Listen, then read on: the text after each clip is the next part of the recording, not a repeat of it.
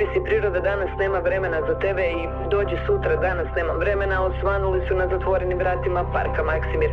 Naime, brojni građani koji tamo redovno šeću i bave se rekreacijom dojavili su kako su na glavnom ulazu osvanule signalizacijske trake.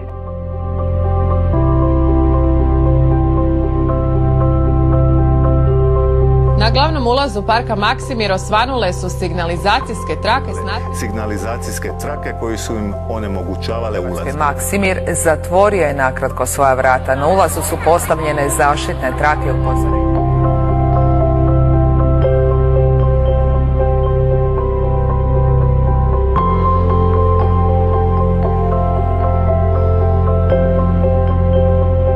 Prema našim istraživanjima u WWF-u već 2030. godine ovaj planet neće više imati dodatnih resursa.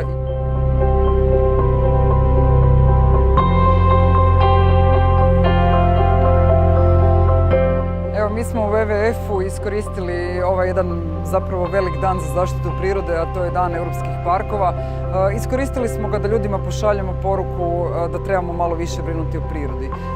Dakle, evo jedno malo upozorenje za građane, čisto da vodimo računa o našem otisku i da budemo malo pažljiviji i pametniji i da imamo vremena za prirodu kao što ona uvijek ima za nas.